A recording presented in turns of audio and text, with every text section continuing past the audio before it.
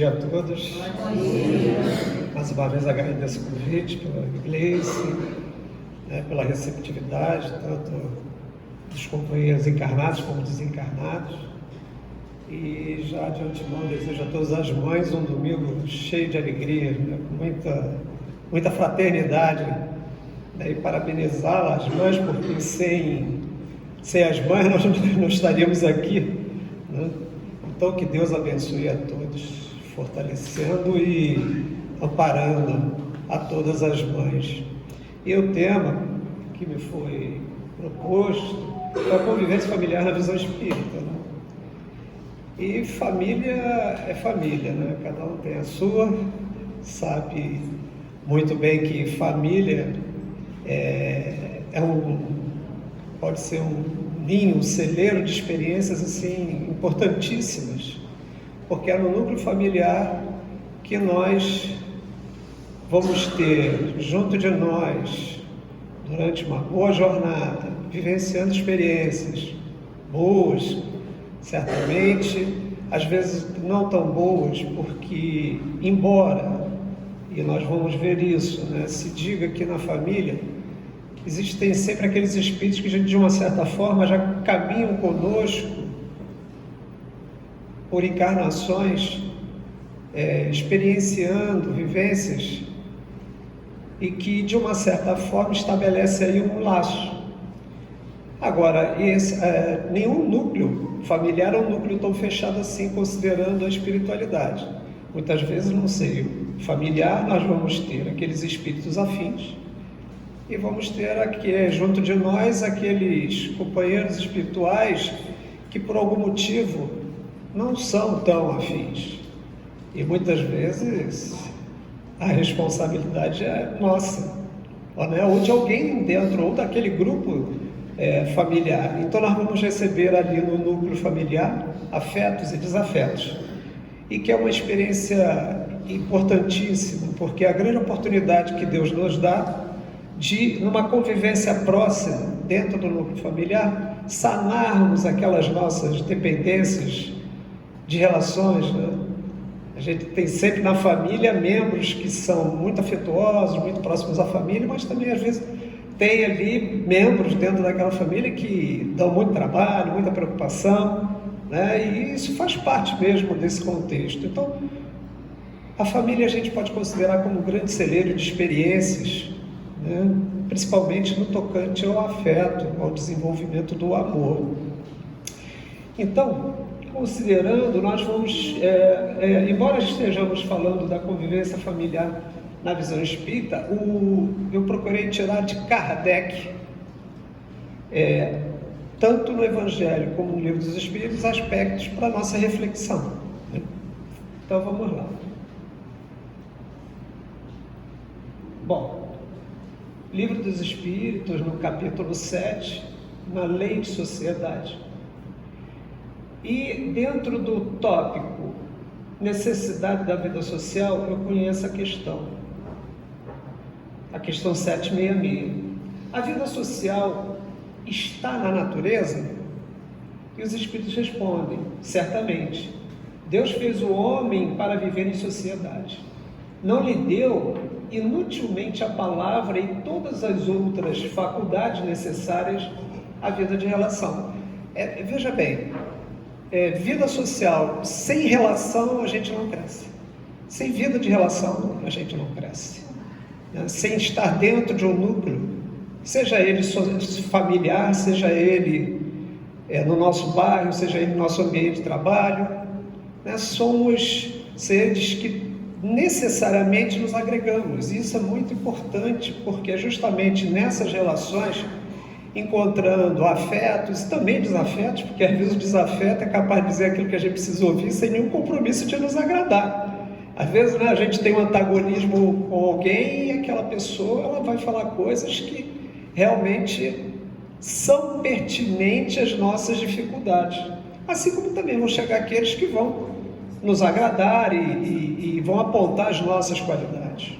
De qualquer forma, seja em que situação for, são experiências que compõem na nossa jornada elementos que vão nos ajudar a crescer enquanto seres humanos. Nós somos seres que temos a necessidade de viver em sociedade. É justamente o convívio numa sociedade que vai nos impor progresso em todos os sentidos. Se a gente lembrar lá o homem pré-histórico, o grande desenvolvimento do homem pré-histórico e que acabou gerando a sociedade do outro foi quando eles começaram a se agregar, né? Quando eles começaram a se aproximar, porque aí se estabeleceu uma necessidade de convívio que gerou uma certa proteção, que acabou gerando a linguagem, porque eles precisavam se comunicar.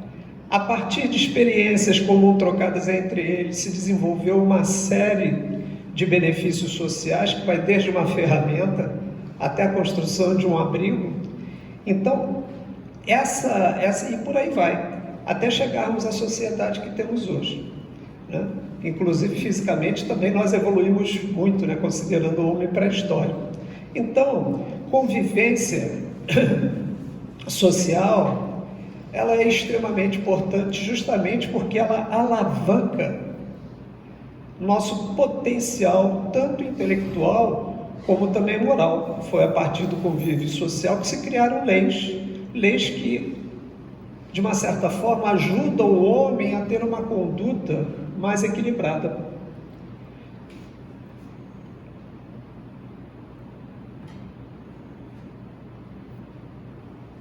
O isolamento absoluto é contrário à lei da natureza?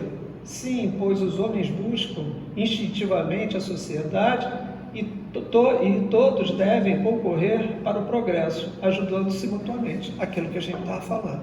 A gente desenvolve não só o intelecto, mas também a afetividade, né? Mas as relações, elas são compostas de vários elementos, né? Então, elas nos também humanizam, porque a troca de experiências, tanto boas, satisfatórias, como também as dificuldades, é que nos faz despertar o senso de humanidade dentro de nós.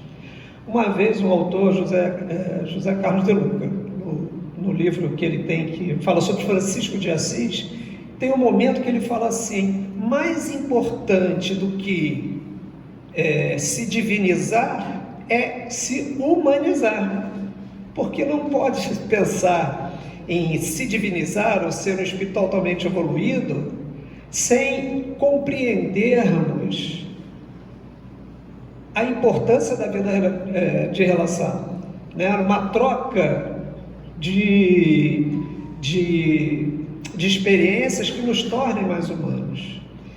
Então, é justamente nos sensibilizando com o outro, e muitas vezes a gente só se sensibiliza com o outro quando já passamos por experiências similares, é que a gente entende. A partir do momento que a gente sentiu em nós, compreendemos aquilo, quando nós vemos o nosso companheiro passar pela mesma experiência, dependendo da nossa disposição de dar assistência, a gente vai naturalmente ajudar o outro, porque sabe o quanto doeu em si. Claro que toda experiência, ela é única, ela é pessoal, mas tem coisas, tem momentos vamos dizer assim, de experiências que se aproximam, né? Se aproximam de nós. Então isso gera em nós uma sensibilidade. Essa sensibilidade pode nos mover a sair de um estado de conforto e começar aí a exercitar a prática do bem.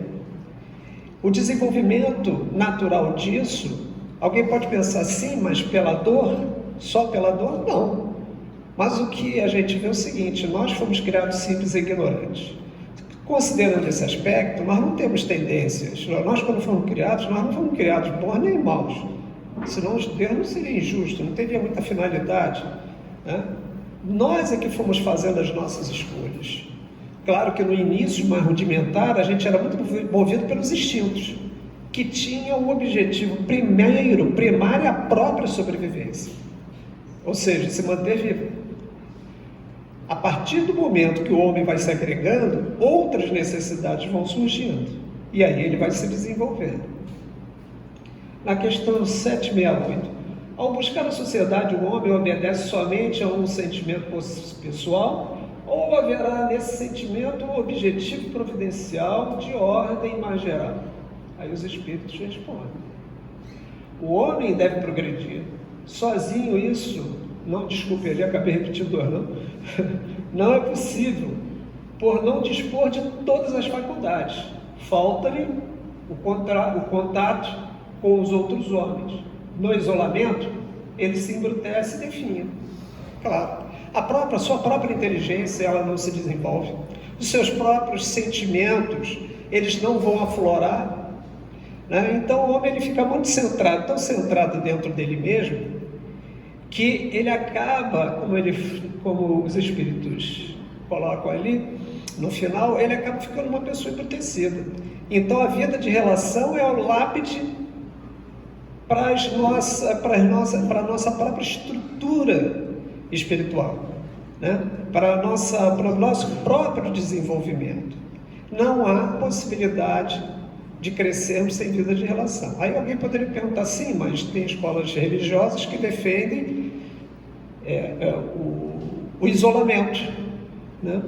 Sim, e eles defendem que tem muitos ganhos, alguns, né?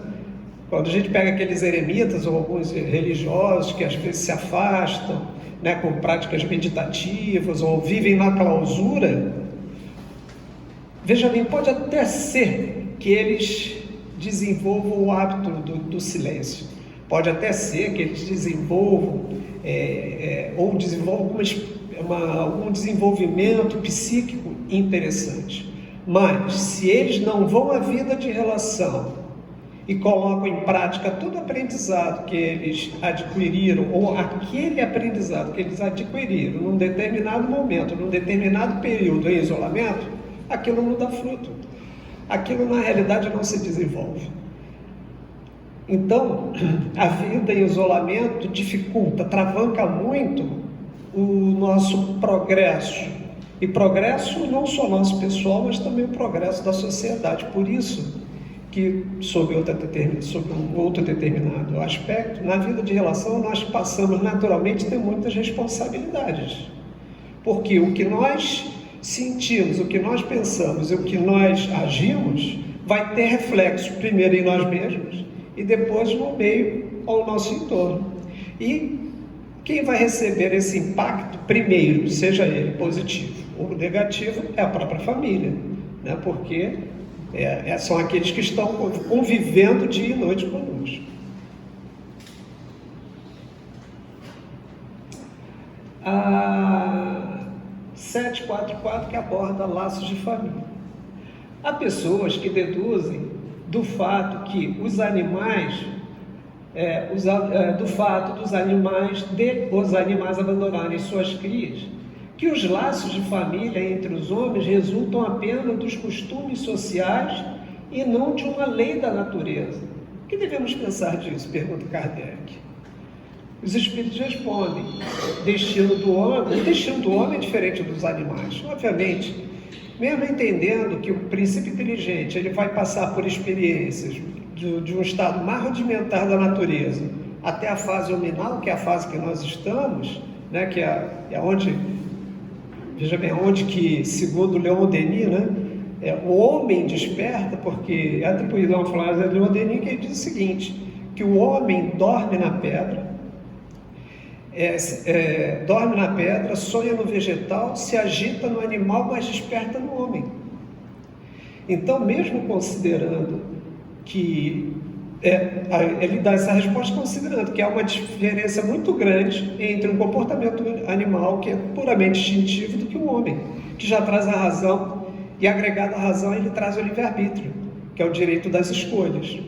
Então, não seria cabível entender, comparar, colocar para a par o comportamento instintivo do animal, até porque ele chega numa fase em que ele prepara a sua cria para a vida, e de lá ele simplesmente se afasta, deixa a sua prole caminhar e se desenvolver e se manter, né? E nós não.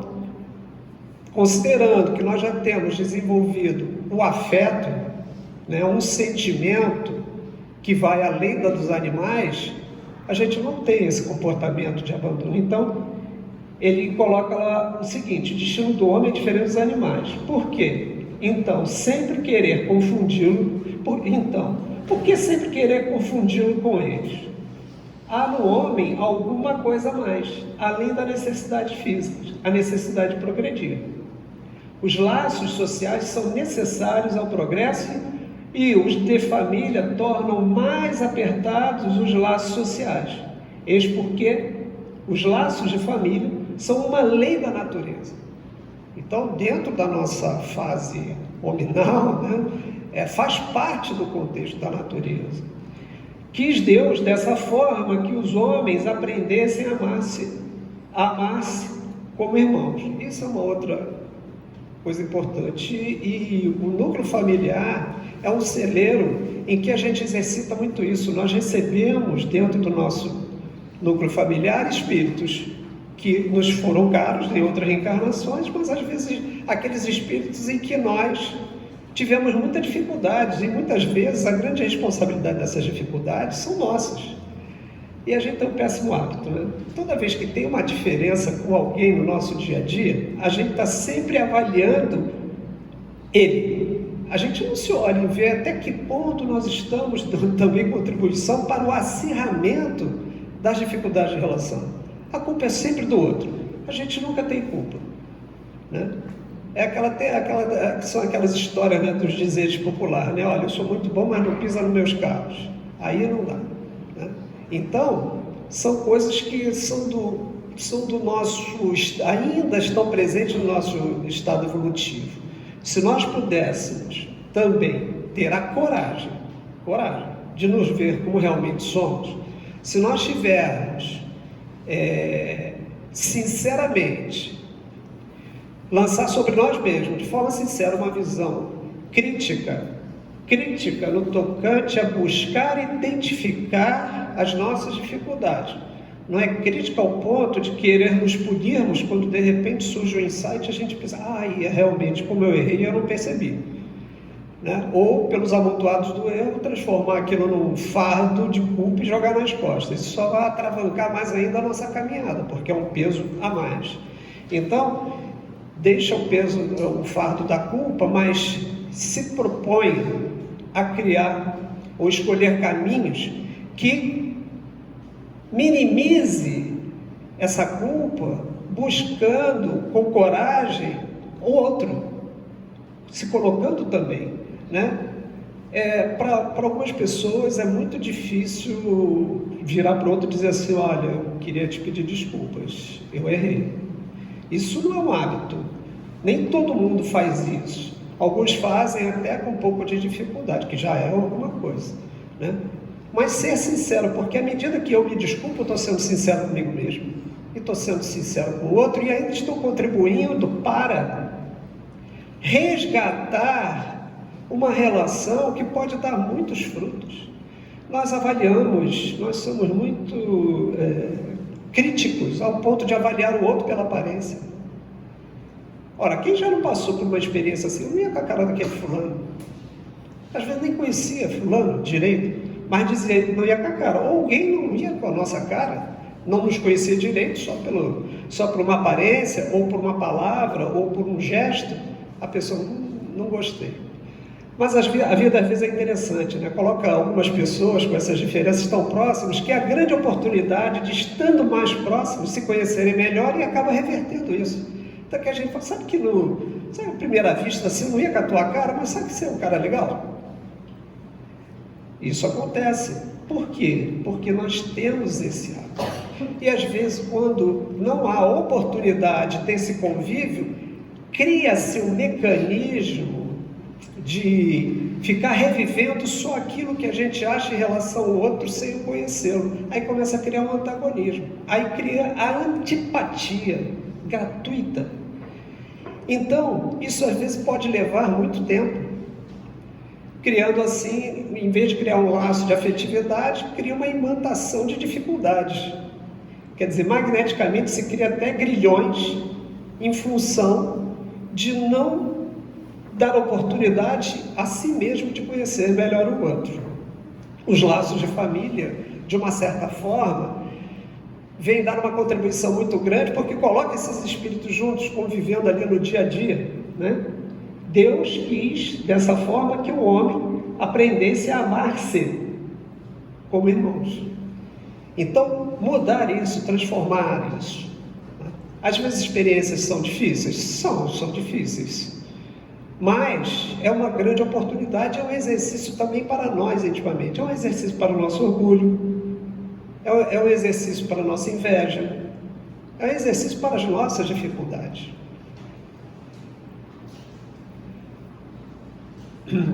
755. Qual seria para a sociedade o resultado do relaxamento dos laços familiares? Uma recrudescência do egoísmo. E é verdade, né? Nós ainda trazemos esses sentimentos, né? Essas dificuldades, o egoísmo, né?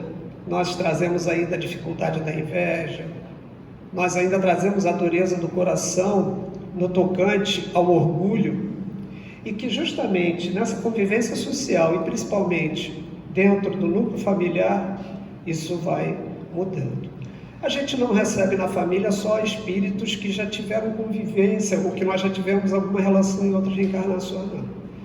A família também pode ser um celeiro, um receptáculo para receber um espírito que não tem uma grande relação com aquele núcleo familiar. E às vezes espíritos até que trazem muitas dificuldades. Deus assim o permite por dois motivos. Se a encarnação, aquela encarnação, naquele núcleo familiar, esse núcleo familiar recebe um espírito com muita dificuldade, aí um grande objetivo, né? Dessa família que mais ou menos tem espíritos afins, que juntos podem ajudar esse espírito a minimizar, né? a fazer com que ele tenha ganhos importantes no campo moral, do afeto, e também provar essa família no tocante aos grandes exercícios que ela vai ter que fazer de resiliência, de paciência, né, de tenacidade na tentativa de melhorar aquele espírito que assim chega. Como também pode acontecer ao contrário, uma família que não é tão agregada assim e de repente vem naquele núcleo familiar aquele espírito que é o agregador, que já tem ganhos espirituais, e ele vem para a família, então é aquele familiar que está sempre ajudando todo mundo, que está sempre contemporizando, que está sempre tentando minimizar as dificuldades entre a família, né? Então, o núcleo familiar é um celeiro dessas experiências.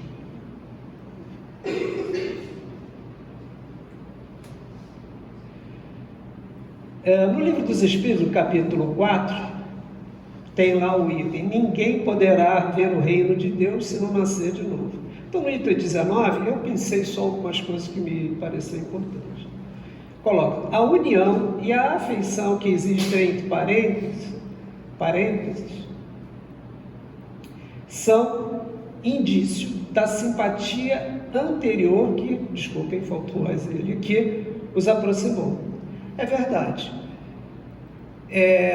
Existem dentro do núcleo familiar aqueles parentes que se dão muito bem mesmo, que às vezes são irmãos, às vezes são primos, enfim, estou ali naquele contexto familiar, mas isso é porque eles já têm uma história a princípio, às vezes uma história longa de convivência, de afinidades que se desenvolveram porque eles mesmos foram vencendo as dificuldades, né, que os antagonizavam anteriormente. Então, eles já trazem essa relação mais próxima, esse sentimento afetuoso. Deus permite nas famílias essas encarnações de espíritos. E ao contrário disso, Deus permite nas famílias essas encarnações de espíritos antipáticos ou estranhos, com o duplo objetivo de servir de provas para uns e progresso para outros.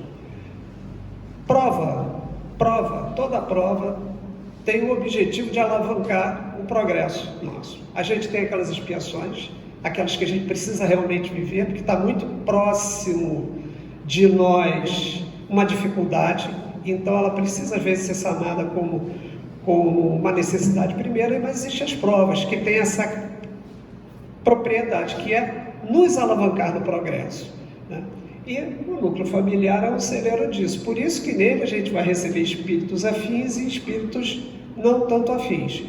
Desses espíritos não afins, espíritos que a gente já possivelmente tem uma relação conflituosa, mas não necessariamente. Às vezes chega ali um espírito que necessariamente não é daquele núcleo familiar, mas que tem esse papel, né, que a gente comentou, de ajudar esse espírito a se melhorar e esse espírito com dificuldade ajudar vamos dizer assim, vir como uma prova para testar até que ponto essa família já desenvolveu tanto afeto ao ponto de receber um que não é do seu núcleo familiar e envolvê-lo e ajudá-lo assim no seu progresso também.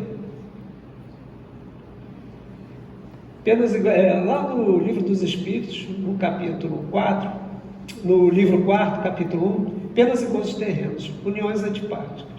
Uma vez que os espíritos simpáticos são levados a unir-se, como que entre os encarnados muitas vezes a afeição existe apenas de um dos lados e o amor mais sincero seja acolhido com indiferença e até com repulsa?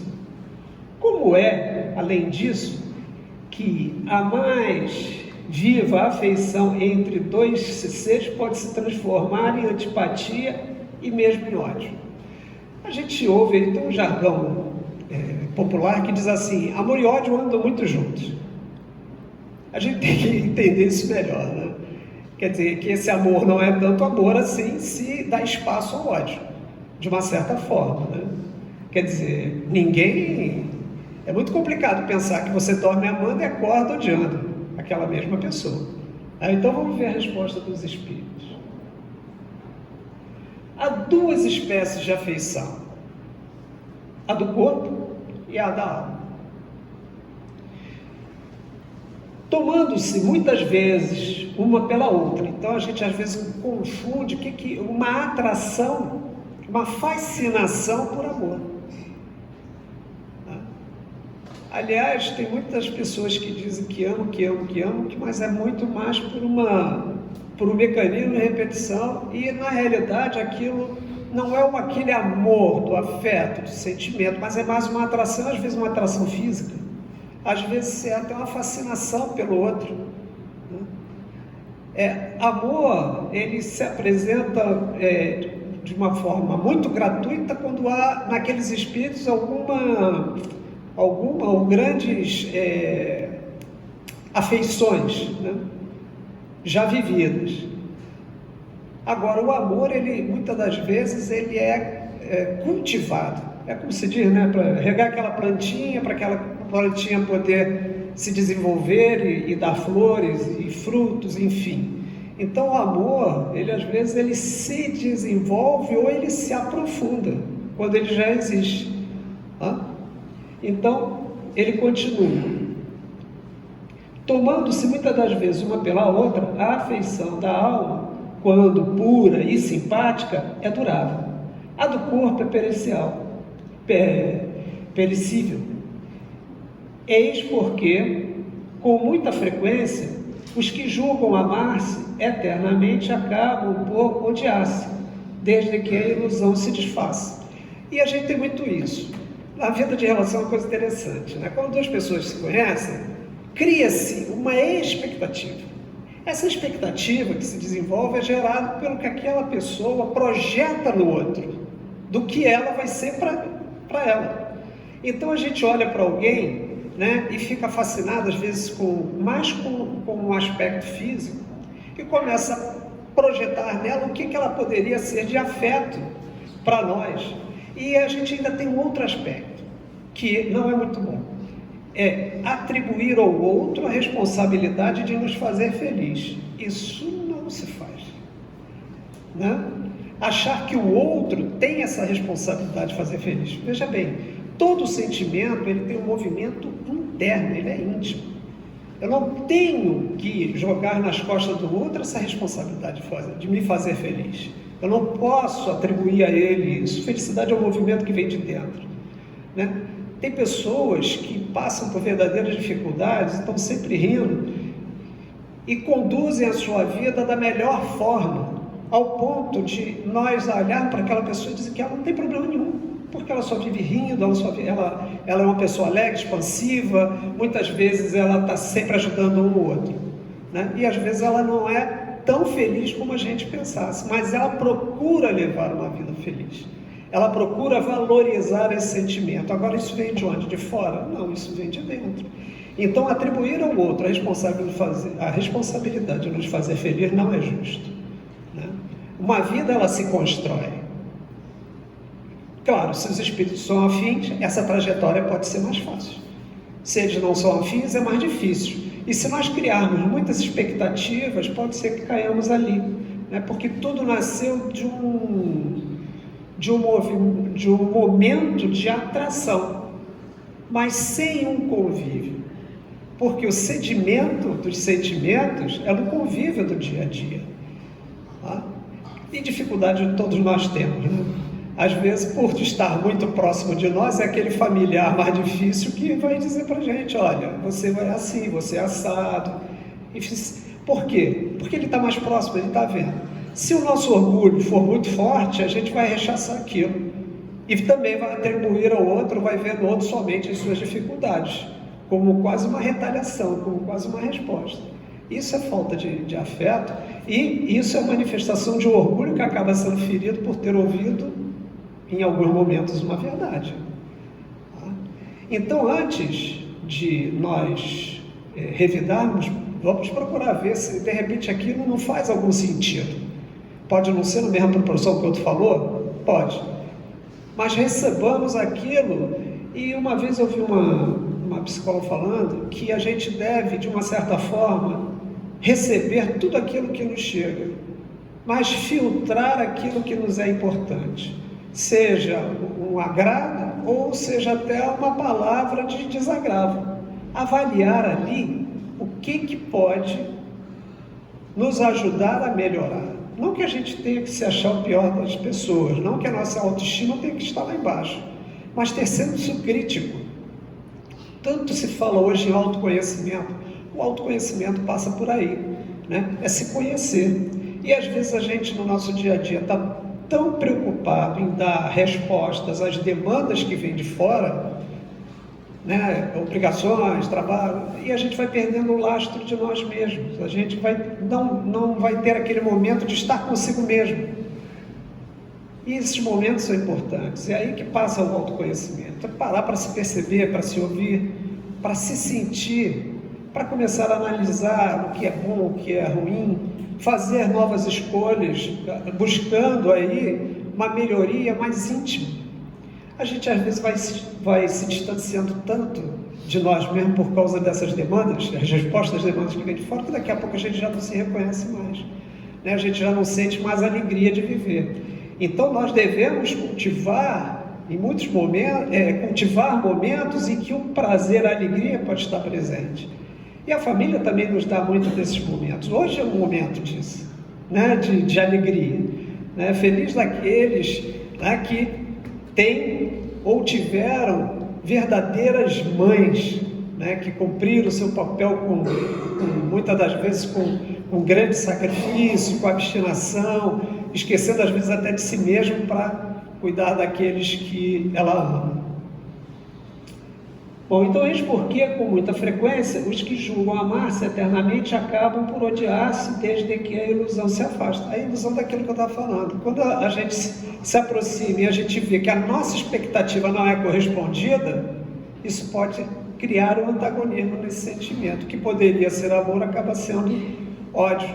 Muitas das vezes porque essa relação é construída em cima de cobranças, e essas cobranças foi porque eu criei uma expectativa que na realidade não estava no outro. Por isso que na vida de relação, quando há conflito, não existe um culpado. Os dois são culpados, de uma certa forma. Ou seja, tirar a palavrinha culpa, mas vamos colocar a palavra responsabilidade. Temos responsabilidade. Voltando ao Evangelho segundo o Espiritismo, lá no capítulo 14, honrai vosso pai, honrai a vossa mãe. Parentela corpórea, parentela espiritual. Item 8.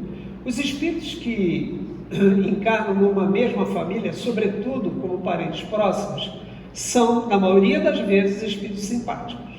ligados por relações anteriores que se traduzem por uma afeição recíproca da vida terrena. Mas também podem ser completamente estranhos uns aos outros, divididos por antipatias igualmente anteriores, que se expressam na Terra por um mútuo antagonismo a fim de lhe servir de provação. Então vejamos naqueles parentes que para nós, na nossa visão, aquele parente difícil, entenda que ele não está ali à toa. Né? Tem gente que fala assim, pô, mas nem parece que é da família, nem parece que é filho de fulano, nem...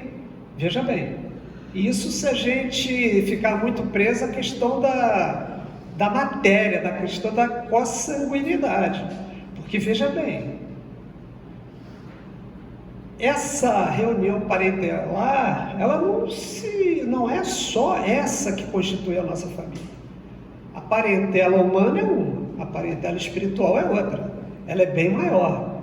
E na realidade, se nós projetarmos o nosso raciocínio, devemos entender o seguinte: fomos criados por Deus. Todos somos criados por Deus, então todos somos irmãos. Ponto.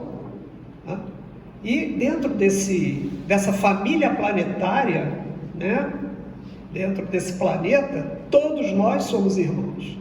E vemos dentro desse planeta grandes diferenças de todos os tipos. Então, o planeta Terra também é um grande celeiro de provas e expiações que tem a finalidade única de sanarmos as nossas dificuldades.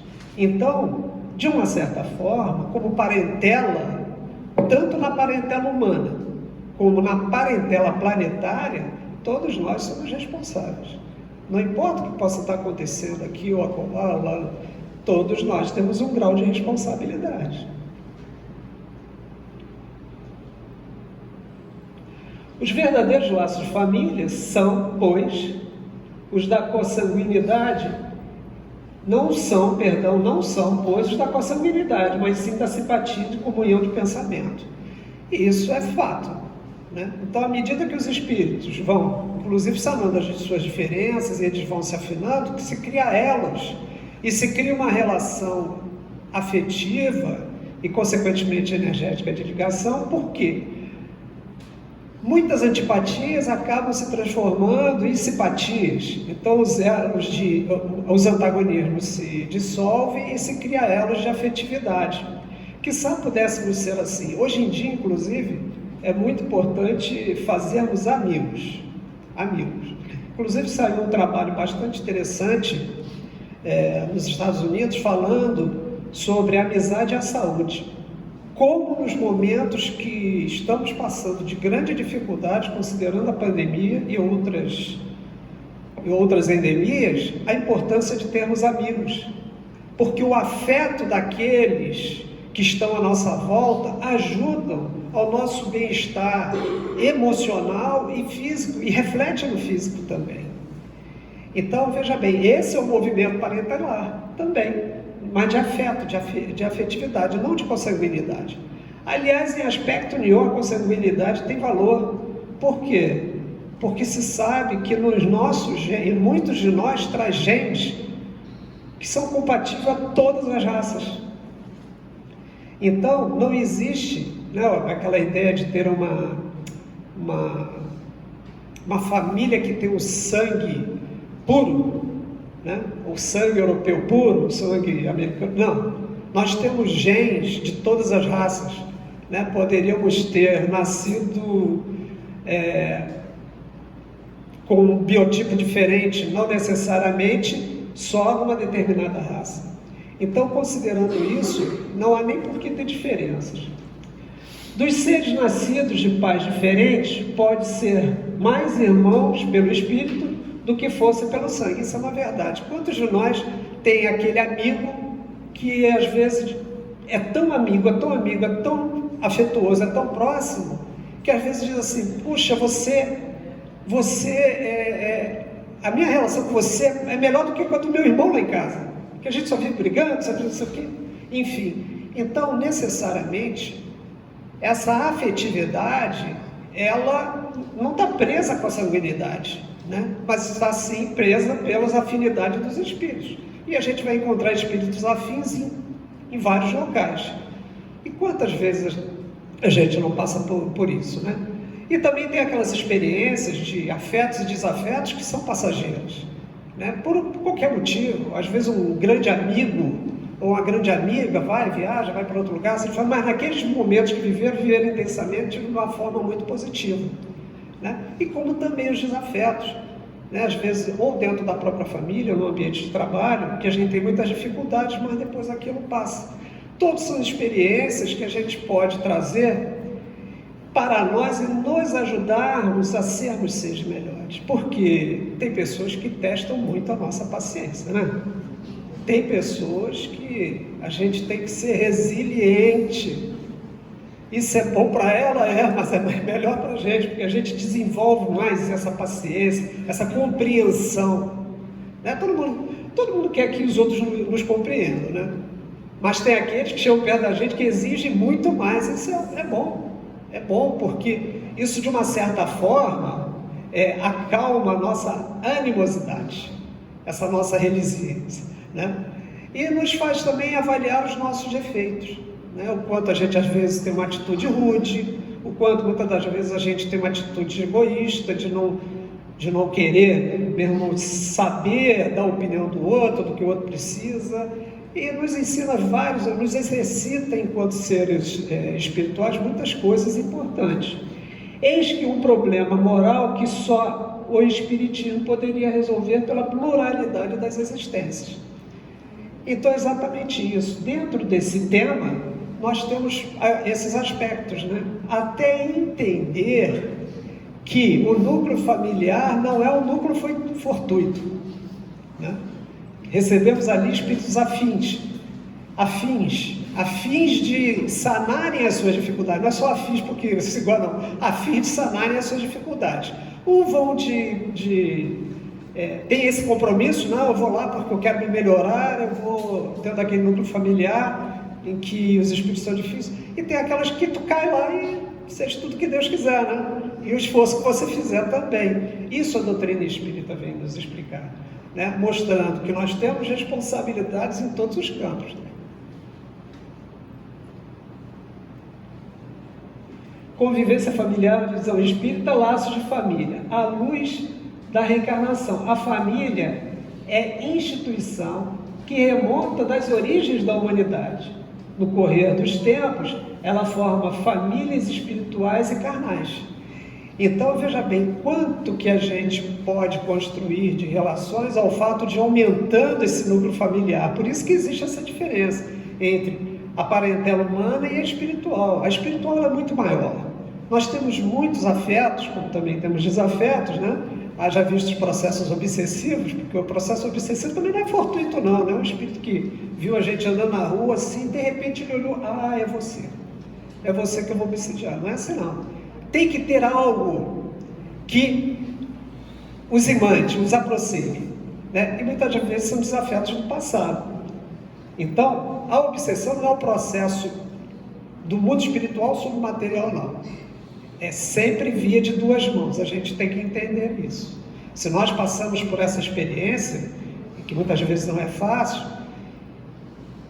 nos perdoemos primeiro, e perdoemos aquele que o obsedia, né? Se a gente tem um grau de compreensão maior, então mais importante ainda esse papel. E a melhor forma de inibir um processo obsessivo que pode ter nascido no núcleo familiar ou pode ter consequências no núcleo familiar, entender que essa é uma forma pela qual a gente pode resgatar esse afeto. O ser humano é estruturalmente constituído para viver em família, a fim de desenvolver os sublimes conteúdos psíquicos que lhe jazem adormecidos, aguardando os estímulos da convivência no lar para libertá-los e sublimá-los. Então, isso a Joana ali também está falando de espíritos que não são muito afins. Então, cai no núcleo familiar, coloca-se espíritos muito próximos para que eles, nessa proximidade, possam sanar as suas diferenças, né? E é interessante que tem relação de todo jeito, né? Tem aqueles irmãos seguintes que nunca se dão bem, mas ninguém de fora pode fazer nada, porque um vai lá e socorre o outro no momento que mais precisa.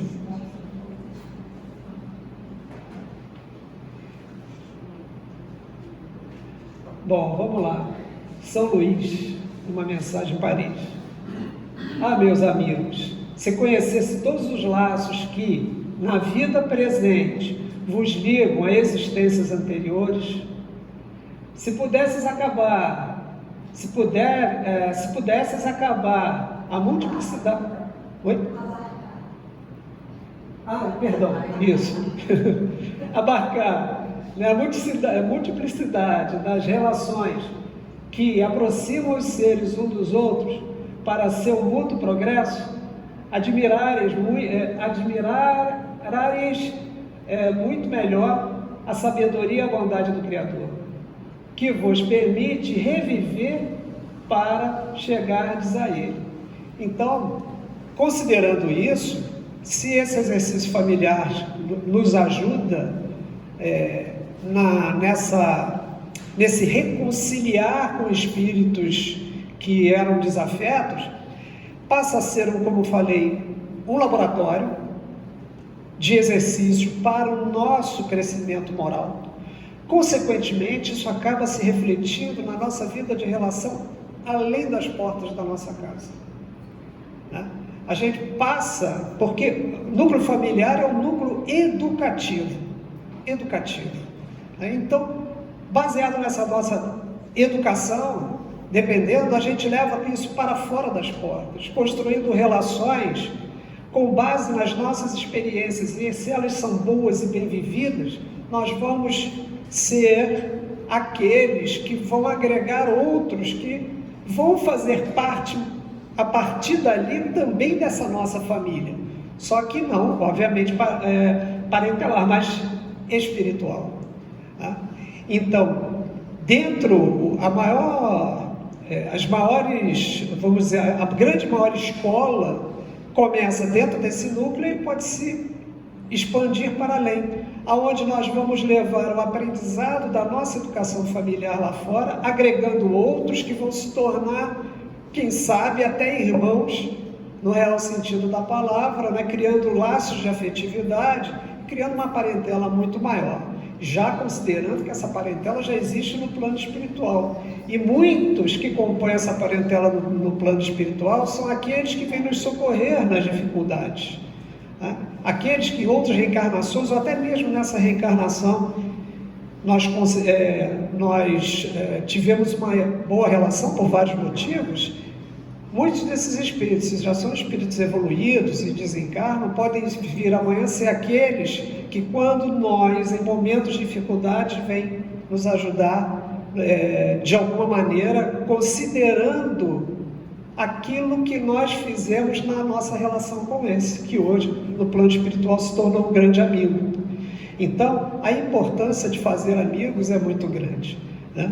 Então, a gente entende que família pode ter problemas, mas é a melhor escola para que a gente venhamos a ser seres melhores.